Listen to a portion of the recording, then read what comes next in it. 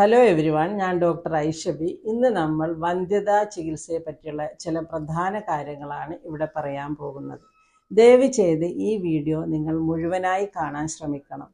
കാരണം ഞാൻ ഈ പറയാൻ പോകുന്ന കാര്യങ്ങൾ നിങ്ങൾക്ക് അധികം ആൾക്കാരും പറഞ്ഞു തന്നോണമെന്നില്ല. നിങ്ങൾക്ക് എളുപ്പത്തിൽ മനസ്സിലാവുന്ന ഭാഷയിലാണ് ഞാനിതൊക്കെ വിവരിക്കാൻ പോകുന്നത്. ഇത് ഉപകാരപ്രദമായോ എന്ന് നിങ്ങൾ കമൻറ്റിൽ വന്നിട്ട് എനിക്ക് പറഞ്ഞു തരണം. ആർക്കാണ് വന്ധ്യതാ ചികിത്സ ആവശ്യമായി വരുന്നത് എന്ന് നോക്കാം. ഒരു ഭർത്താവും ഭാര്യയും 12 മാസം ഒന്നിച്ച് താമസിച്ചു. ഗർഭനിരോധന മാർഗങ്ങൾ ഒന്നും ഉപയോഗിച്ചിട്ടില്ല. കുട്ടികളാവാൻ വേണ്ടി ശ്രമിച്ചു, പക്ഷേ ആയില്ല. അങ്ങനെയുള്ളവർക്കാണ് വന്ധ്യതാ ചികിത്സ നടത്തേണ്ടത്. ഞാനിവിടെ പറയാൻ പോകുന്നത് ഒരു പ്രത്യേക സാഹചര്യത്തിൽ എങ്ങനെയാണ് വന്ധ്യതാ ചികിത്സ നടത്താൻ പറ്റുക എന്നുള്ളതാണ്. എന്താണ് ഈ പ്രത്യേക സാഹചര്യങ്ങൾ? കല്യാണം കഴിഞ്ഞ് 2 വർഷം ഒന്നിച്ച് നിന്നു, ഭർത്താവിൻ്റെ കൂടെ ഒന്നിച്ച് നിന്നു, കുട്ടികളുണ്ടായില്ല. പക്ഷെ പെട്ടെന്ന് ഭർത്താവിന് ഗൾഫിൽ പോവേണ്ടി വന്നു. അതുപോലെ തന്നെ കല്യാണം കഴിഞ്ഞു 6 മാസമൊക്കെ കൂടെ നിന്നു, ഭർത്താവ് ഗൾഫിലേക്ക് പോയി, കുട്ടികളുണ്ടായിട്ടില്ല. 2-3 മാസത്തിന് മാത്രമാണ് ഭർത്താവ് ലീവിൽ വരിക. ആ സമയത്ത് ഗർഭമാവാൻ ഉദ്ദേശിക്കുന്നുണ്ട്, എങ്ങനെ ഒരുങ്ങണമെന്നറിയില്ല. പിന്നെ അതുപോലെ തന്നെ മെൻസസ് ക്രമത്തിലല്ല ഉണ്ടാവുന്നത്, ശരീരഭാരം കൂടി വരുന്നുണ്ട്. ഭർത്താവ് ആകെ 1 മാസത്തെ ലീവിലാണ് വരുന്നത്, അധികം ലീവ് കിട്ടുന്നില്ല. എങ്ങനെയാണ് ഞങ്ങൾ ഗർഭധാരണം നോക്കേണ്ടത്? ഇങ്ങനെയുള്ള ചില കാര്യങ്ങൾ, ചില സാഹചര്യങ്ങൾ. ഈ സാഹചര്യങ്ങളിൽ എങ്ങനെ നമുക്ക് വന്ധ്യതാ ചികിത്സ നടത്താം എന്നാണ് ഞാനിവിടെ പറയാൻ പോകുന്നത്. നിങ്ങൾ ചെറുപ്പമാണ്, അതായത് 30 വർഷത്തിന് താഴെയാണ് നിങ്ങളുടെ പ്രായം. മെൻസസ് നിങ്ങൾക്ക് ക്രമത്തിലാണ് ഉണ്ടാവുന്നത്. വേറെ ബുദ്ധിമുട്ടുകളോ അസുഖങ്ങളോ ഒന്നും തന്നെ ഇല്ല. പ്രഷർ, ഷുഗർ, തൈറോയിഡ് ഈ വക അസുഖങ്ങളൊന്നും നിങ്ങൾക്കില്ല. ഭർത്താവ് 6 മാസത്തിനാണ് വരുന്നത് എങ്കിൽ, ഭർത്താവിൻ്റെ ബീജത്തിന് പ്രശ്നങ്ങളൊന്നുമില്ല എങ്കിൽ ഒരു പ്രശ്നവുമാക്കണ്ട. നിങ്ങൾ നാച്ചുറലായിട്ട് തന്നെ ഗർഭം ധരിക്കാൻ വേണ്ടി ശ്രമിക്കുക. ഒരു 2 മാസം ശ്രമിക്കുക നാച്ചുറലായിട്ട്. ശരിയായിട്ടില്ല എന്നുണ്ടെങ്കിൽ 3-ാം മാസം നിങ്ങൾ എന്ത് ചെയ്യണം? ഡോക്ടറെ പോയി കാണണം. കണ്ടിട്ട് ബാക്കി കാര്യങ്ങളോ ടെസ്റ്റുകളോ എന്താണ് ഡോക്ടർ നിർദ്ദേശിക്കുന്നത് അത് ആ ചികിത്സ നിങ്ങൾ ചെയ്യേണ്ടതാണ്.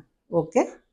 ഇനി മാസമുറ കൃത്യമല്ല, ശരീരഭാരം കൂടി വരുന്നുണ്ട്, ശരീരത്തിൽ ആവശ്യമില്ലാത്ത സ്ഥലങ്ങളിൽ രോമവളർച്ച ഉണ്ട്, ഇങ്ങനെയുള്ള പ്രശ്നങ്ങളാണ് എന്നുണ്ടെങ്കിൽ നിങ്ങൾ ഭർത്താവ് വരാൻ ഉദ്ദേശിക്കുന്നതിന്, അതായത് ഭർത്താവിൻ്റെ ലീവ് തുടങ്ങുന്നതിന് ഒരു 6-7 മാസം മുമ്പ് തന്നെ ഡോക്ടറെ കാണിക്കാൻ ശ്രമിക്കണം.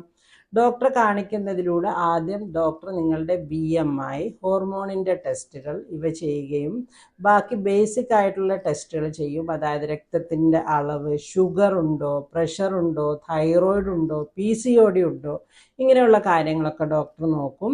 പിന്നെ അൾട്രാസൗണ്ട് ചെയ്യും. അൾട്രാസൗണ്ടിലൂടെ മാസത്തിൽ നിങ്ങളുടെ ശരീരത്തിൽ അണ്ടോൽപാദനം നടക്കുന്നുണ്ടോ എന്ന് പരിശോധിക്കും. ഇനി കുറച്ചും കൂടെ ഒരു ഗ്രേഡ് കൂടുതൽ വേണമെങ്കിൽ നമുക്ക് ട്യൂബ് ടെസ്റ്റും കൂടെ ചെയ്ത് നോക്കാം. ട്യൂബ് ടെസ്റ്റ് തന്നെയും ഇപ്പോൾ അൾട്രാസൗണ്ടിലൂടെ തന്നെയാണ് ചെയ്യുക. ഓക്കെ. അപ്പം അതുകൊണ്ട് ഈ വക കാര്യങ്ങളൊക്കെ ചെയ്യാൻ നമുക്ക് പറ്റും നേരത്തെ കാണിച്ചാൽ. പിന്നെ വല്ല ഇൻഫെക്ഷൻ ഉണ്ടോ, പാപ്സ്മിയർ എടുത്ത് നോക്കാം. ഇൻഫെക്ഷൻ ഉണ്ടെങ്കിൽ ഇൻഫെക്ഷൻ ട്രീറ്റ് ചെയ്യാം. പാപ്സ്മിയറിൽ എന്തെങ്കിലും അബ്നോർമാലിറ്റി കാണുന്നുണ്ടോ അത് നമുക്കറിയാൻ പറ്റും. വെയിറ്റ് കൂടുതലാണ്, മാസമുറ കൃത്യമല്ല, ഇതാണോ നിങ്ങളുടെ തടസ്സം? അത് നമുക്ക് നീക്കം ചെയ്യാൻ വേണ്ടിയിട്ട് വല്ല മരുന്നുകൾ ഉണ്ടാവും. എക്സർസൈസ്, ഭക്ഷണക്രമം, ജീവിതശൈലി മാറ്റങ്ങൾ, വൈറ്റമിൻസ്, ഫോളിക് ആസിഡ്, ഇവയൊക്കെ നമുക്ക് സ്റ്റാർട്ട് ചെയ്യാൻ പറ്റും. ഇനി ഭർത്താവിൻ്റെ സൈഡും കൂടെ നോക്കണം നമുക്ക്. ഭർത്താവ് ഗൾഫിലാണ്, വരാൻ ഇനി 6-7 മാസമുണ്ട്. അപ്പോൾ ഭർത്താവിൻ്റെ വിവരവും കൂടെ നമുക്ക് കിട്ടണം. ഭർത്താവിന് ഷുഗർ ഉണ്ടോ, കൊളസ്ട്രോൾ ഉണ്ടോ, എന്തെങ്കിലും ബലഹീനതയുണ്ടോ, പ്രഷർ ഉണ്ടോ, സിഗരറ്റ് വലിയുണ്ടോ, ഇതൊക്കെ അറിഞ്ഞിട്ട് ഇവരുടെ ലൈഫ് സ്റ്റൈലിൽ എന്തെങ്കിലും മാറ്റങ്ങൾ വരുത്താനുണ്ടോ, എങ്ങനെയുള്ള കാലാവസ്ഥയിലാണ് ഇദ്ദേഹം ജോലി ചെയ്യുന്നത്, ചൂട് കൂടുതലാണോ? ഓക്കെ. ചൂട് കൂടുതലുള്ള കാലാവസ്ഥയാണ് എന്നുണ്ടെങ്കിൽ ധാരാളം വെള്ളം കുടിക്കുക, പച്ചക്കറി, ഫ്രൂട്ട്സുകൾ ഇവ അധികം കഴിക്കുക, നോൺ വെജ് ഒഴിവാക്കുക. എക്സർസൈസ് ചെയ്യാൻ ശ്രമിക്കുക. പ്രഷർ, ഷുഗർ, കൊളസ്ട്രോൾ ഉണ്ടെങ്കിൽ ഇവയൊക്കെ മരുന്നിലൂടെയും ജീവിതശൈലി മാറ്റങ്ങളിലൂടെയും ക്രമീകരിക്കാൻ ശ്രമിക്കുക. ഇതൊക്കെ ഭർത്താവ് ചെയ്യേണ്ട കാര്യങ്ങളാണ്. ടൈറ്റ് അണ്ടർവെയർ ഉപയോഗിക്കാതിരിക്കുക. പ്രത്യുൽപാദന ശേഷി കൂടാൻ വേണ്ടിയുള്ള വൈറ്റമിൻസ്, മിനറൽസ് ഇവ കഴിക്കാൻ തുടങ്ങുക. പിന്നെ ഭർത്താവിൻ്റെ ബീജം ടെസ്റ്റ് ചെയ്ത് നോക്കുക. അതിൽ കൗണ്ട് കുറവുണ്ടോ, ചലനശേഷി കുറവുണ്ടോ എന്ന് നോക്കുക. അങ്ങനെയാണെങ്കിൽ നമുക്ക് പ്രത്യേകം ചികിത്സ വേറെയുണ്ട്. ഗൾഫിൽ നിന്ന് ചികിത്സിക്കാൻ ബുദ്ധിമുട്ടാണ്, ഡോക്ടറെ കാണാൻ ബുദ്ധിമുട്ടാണ് എന്നുണ്ടെങ്കിൽ ആ ടെസ്റ്റുകൾ ഇവിടെ ഡോക്ടർക്ക് അയച്ചു തരികയും നമ്മൾ ഇവിടെ നിന്ന് 3 മാസത്തിനോ 6 മാസത്തിനോ അതിനാവശ്യമായ മരുന്ന് ഗൾഫിലേക്ക് എത്തിച്ചു കൊടുക്കുകയും ചെയ്യാം. അവിടെ വെച്ച് ഹസ്ബൻഡ് മരുന്ന് കഴിക്കട്ടെ, മരുന്ന് കഴിച്ചിട്ട് ടെസ്റ്റ് ചെയ്ത് നോക്കട്ടെ. അത് ഇമ്പ്രൂവ് ആയി, അതായത് ബീജങ്ങളുടെ എണ്ണം കൂടി, ചലനശേഷി കൂടി, അത് നോർമലായി എന്നുണ്ടെങ്കിൽ ഗുഡ് ന്യൂസാണ്. നമുക്ക് ഇവിടെ വരുമ്പോൾ തന്നെ ഗർഭധാരണം നടക്കാൻ ചാൻസ് ഉണ്ട്. അങ്ങനെ ഒരു 3-6 മാസം മുമ്പ് തന്നെ ഇതിനുള്ള മരുന്നുകൾ ഭർത്താവും കൂടെ തുടങ്ങേണ്ടി വരും. അങ്ങനെ 2 സൈഡുമുള്ള ചികിത്സ മുറ പോലെ നടന്നാൽ ഭർത്താവിന് 2 മാസത്തിനാണ് ലീവിൽ വരുന്നതെങ്കിൽ ചിലപ്പോൾ നമ്മുടെ ശ്രമം നമുക്ക് വിജയം കണ്ടെന്നിരിക്കും. ഇനി 2 മാസം 1 മാസമൊക്കെ ലീവ് ഉള്ളൂ എന്നുണ്ടെങ്കിൽ എനിക്ക് നിങ്ങളോട് പറയാനുള്ളത്, നാച്ചുറലായിട്ട് ഗർഭധാരണം നോക്കുന്നതിനോടൊപ്പം തന്നെ IUIയും കൂടെ ചെയ്യാൻ ശ്രമിക്കുക. അതിൽ പ്രത്യുൽപാദന ശേഷി, അതായത് ഗർഭധാരണം നടക്കാനുള്ള ചാൻസ് കൂടുതലാണ്. എന്താണ് IUI എന്നറിയോ നിങ്ങൾക്ക്? IUI എന്നാൽ ഭർത്താവിൻ്റെ ബീജം, അതിന്ന് ഏറ്റവും നല്ല ചലനശേഷിയുള്ള ആരോഗ്യമുള്ള ബീജം തിരഞ്ഞെടുത്ത് ഭാര്യയുടെ ഗർഭപാത്രത്തിൽ നിക്ഷേപിക്കുക. അതായത് ഭാര്യയുടെ അണ്ടോൽപാദനം അൾട്രാസൗണ്ടിലൂടെ മോണിറ്റർ ചെയ്യും. ഇതിൽ അണ്ടങ്ങൾ വിരിയാനായി പൊട്ടാനായി വരുന്ന സമയത്ത് ഭർത്താവിൻ്റെ ബീജം പുഷ് ചെയ്ത് ഭാര്യയുടെ ഗർഭപാത്രത്തിൽ നിക്ഷേപിക്കും. ഇതിനാണ് IUI എന്ന് പറയുന്നത്. ഓക്കെ, ഇങ്ങനെ 1-2 മാസം മാത്രം ലീവിൽ വരുന്ന ഭർത്താക്കന്മാരാണെങ്കിൽ IUIക്കാണ് ചാൻസ് കൂടുതൽ.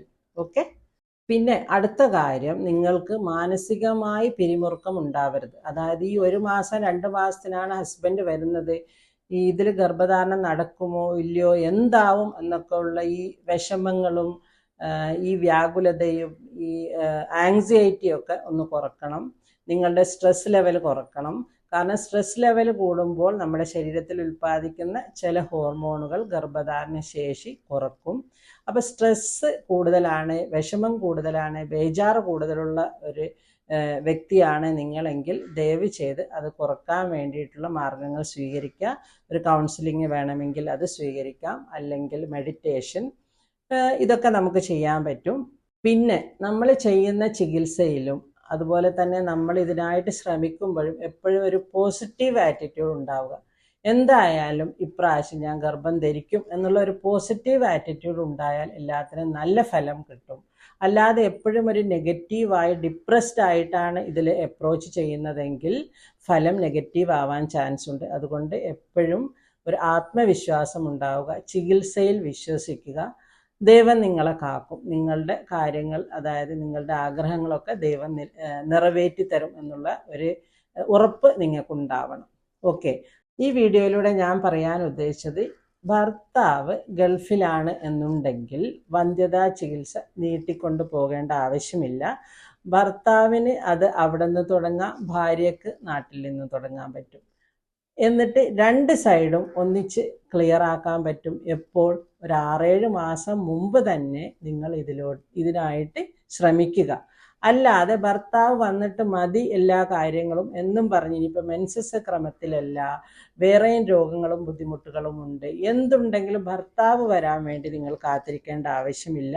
ദയവ് ചെയ്ത് നിങ്ങൾ ഭർത്താവ് വരുന്നതിന് മുമ്പ് ഭർത്താവുമായിട്ട് ഡിസ്കസ് ചെയ്തിട്ട്, അല്ലെങ്കിൽ ഭർത്താവിൻ്റെ വീട്ടുകാരുമായിട്ട് ഡിസ്കസ് ചെയ്തിട്ട് നിങ്ങൾ ചികിത്സക്ക് മുതിരുക. ചികിത്സക്ക് മുമ്പുള്ള കാര്യങ്ങൾ, തടസ്സങ്ങളൊക്കെ നീക്കം ചെയ്യാൻ വേണ്ടി നിങ്ങൾ ഡോക്ടറെ കാണുക. അതുപോലെ തന്നെ മറുവശത്ത് ഗൾഫിൽ നിന്ന് ഭർത്താവിൻ്റെ ചികിത്സയും മുറ പോലെ നടക്കണം. ഈ വീഡിയോ നിങ്ങൾക്ക് ഉപകാരപ്രദമായി എന്നാണ് ഞാൻ വിശ്വസിക്കുന്നത്.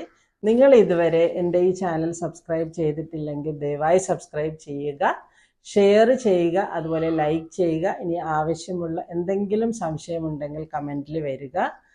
Thank you for watching. Keep watching my video. Thank you so much.